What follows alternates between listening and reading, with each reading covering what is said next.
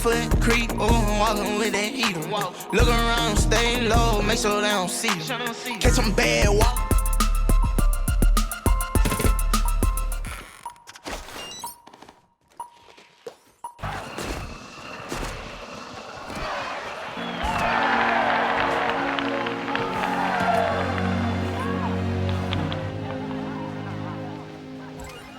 I am happy to join with you today in what will go down in history as the greatest demonstration for freedom in the history of our nation.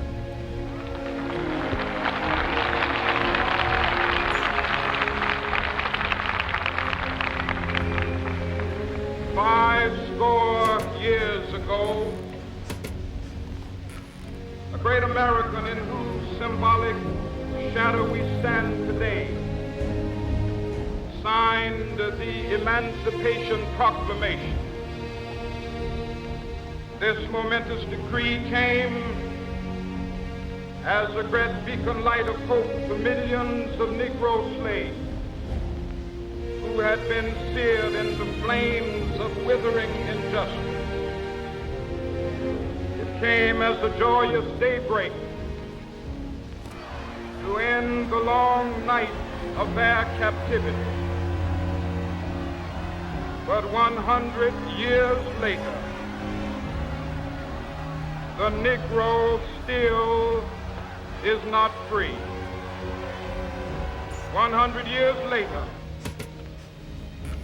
the life of the Negro is still sadly crippled by the manacles of segregation and the chains of discrimination.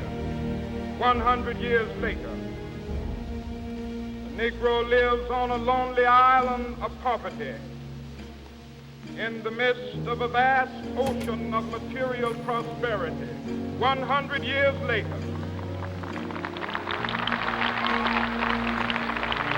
the Negro is still languished in the corners of American society, finds himself in exile in his own land. So we've come here today to dramatize a shameful condition. In a sense, we've come to our nation's capital to cash a check.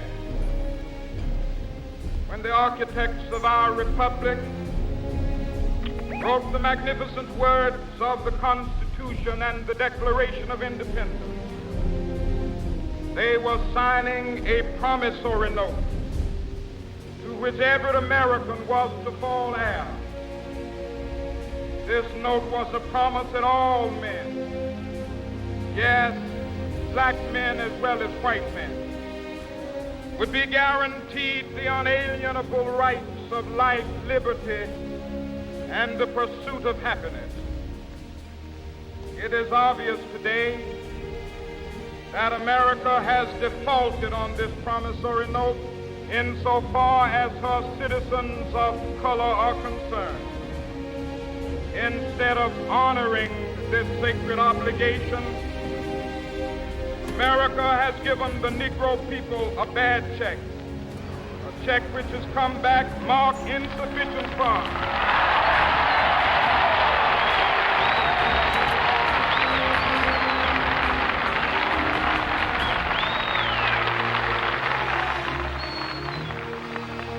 But we refuse to believe that the Bank of Justice is bankrupt.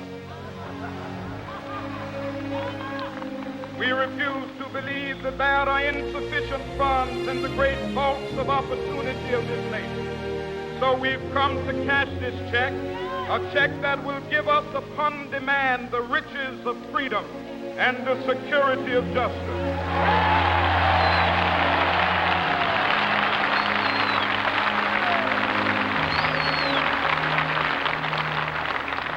We have also come to this hallowed spot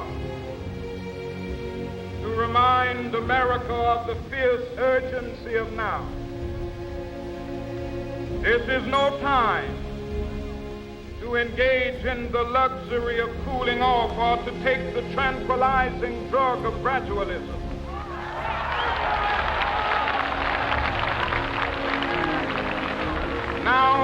time to make real the promises of democracy. Now is the time to rise from the dark and desolate valley of segregation to the sunlit path of racial justice. Now is the time to lift our nation from the quicksands of racial injustice to the solid rock of brotherhood. Now is the time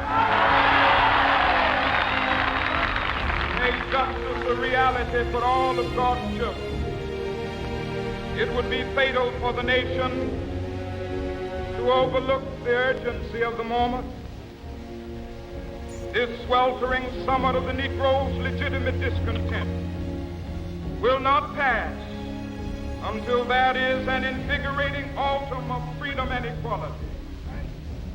1963 is not an end, but a beginning. Those who hope that the Negro needed to blow off steam and will now be content will have a rude awakening if the nation returns to business as usual.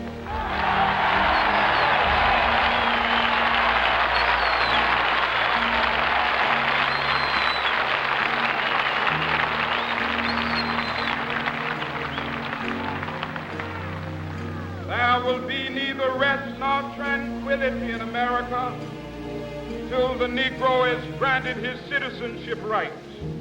The whirlwinds of revolt will continue to shake the foundations of our nation until the bright day of justice emerges. But that is something that I must say to my people who stand on the warm threshold which leads into the palace of justice. In the process of gaining our rightful place, we must not be guilty of wrongful deeds. Let us not seek to satisfy our thirst for freedom by drinking from the cup of bitterness and hatred.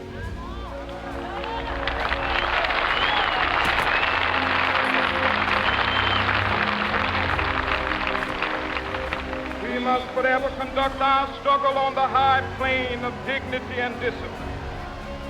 We must not allow our creative protests to degenerate into physical violence.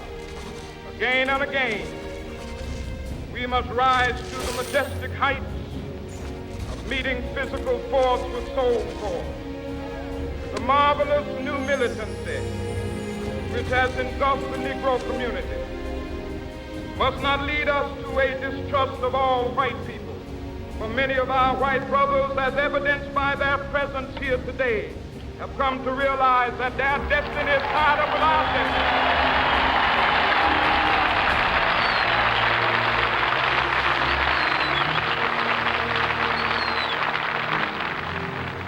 They have come to realize that their freedom is inextricably bound to our freedom. We cannot walk alone. As we walk, we must make the pledge that we shall always march ahead. We cannot turn back.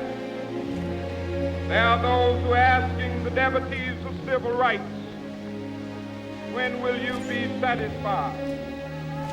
We can never be satisfied as long as the Negro is the victim of the unspeakable horrors of police brutality. We can never be satisfied as long as our body is heavy with the fatigue of travel, cannot gain lodging in the motels of the highways and the hotels of the good day.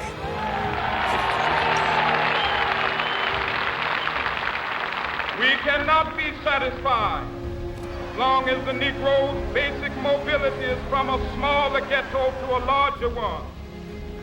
We can never be satisfied as long as our children are stripped of their selfhood and robbed of their dignity by signs stating for whites only.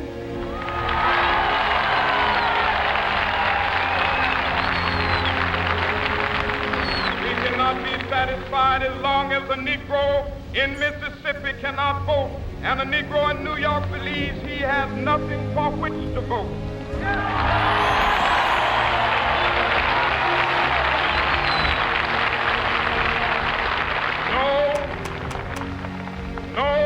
not satisfied, and we will not be satisfied until justice rolls down like waters and righteousness like a mighty stream.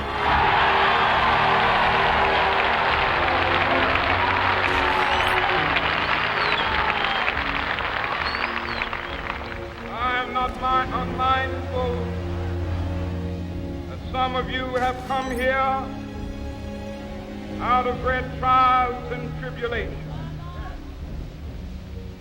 Some of you have come fresh from narrow jail cells.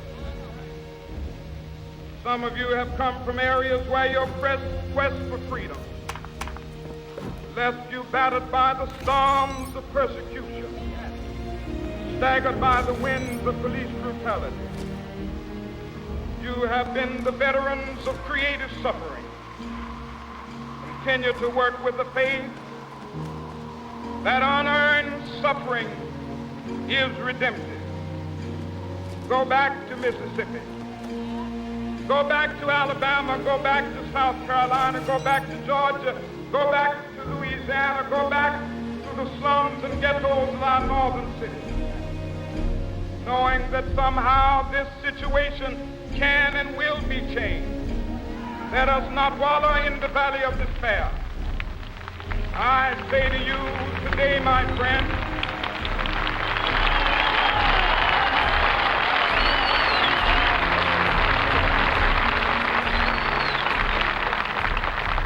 so even though we face the difficulties of today and tomorrow, I still have a dream. It is a dream deeply rooted in the American dream. I have a dream that one day this nation will rise up, live out the true meaning of its creed. We hold these truths to be self-evident, that all men are created equal.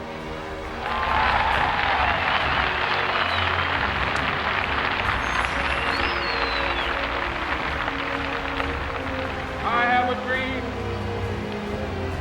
that one day on the red hills of Georgia,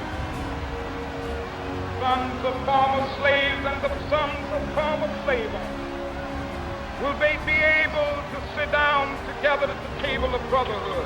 I have a dream. One day, even the state of Mississippi, a state sweltering with the heat of injustice, sweltering with the heat of oppression, be transformed into an oasis of freedom and justice. I have a dream. My four little children one day live in a nation where they will not be judged by the color of their skin, but by the content of their character. I have a dream today.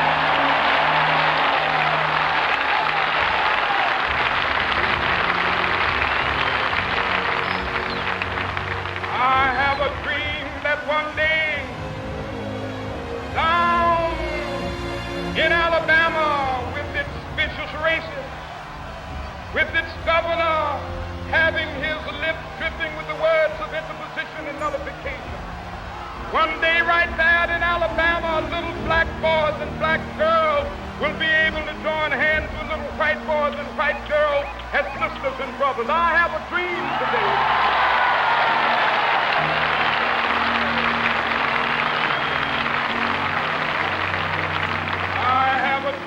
That one day every valley shall be exalted, every hill and mountain shall be made low, the rough places will be made plain, and the crooked places will be made straight, and the glory of the Lord shall be revealed, and all flesh shall see it together. This is our hope. This is the faith that I go back to the South with. With this faith, we will be able to hew out of the mountain of despair a stone of hope. With this faith, we will be able to transform the jangling discords of our nation into a beautiful symphony of brotherhood. With this faith, we will be able to work together, to pray together, to struggle together, to go to jail together, to stand up for freedom together, knowing that we will be free one day. This will be the This will be the day when all of God's children be able to sing with new meaning, my country, tears of thee. Sweet land of liberty of thee I sing. Land where my fathers died, land of the pilgrim's pride. From every mountainside, let freedom ring. And if America is to be a great nation, this must become true. So let freedom ring. From the prodigious hilltops of New Hampshire, let freedom ring. From the mighty mountains of New York, let freedom ring. From the heightening Alleghenies of Pennsylvania, let freedom ring. From the snow-capped Rockies of Colorado, let freedom ring. From the curvaceous slopes of California. But not only that, let freedom ring from Stone Mountain of Georgia. Let freedom ring from Lookout Mountain of Tennessee. Let freedom ring from every hill and molehill of Mississippi, from every mountainside. Let freedom ring. And when this happens, when we allow freedom ring, when we let it ring from every village and every hamlet, from every state and every city, we will be able to speed up that day when all of God's children, black men and white men, Jews and Gentiles, Protestants and Catholics, will be able to join hands and sing in the words of the old Negro spiritual, free at last, thank God Almighty.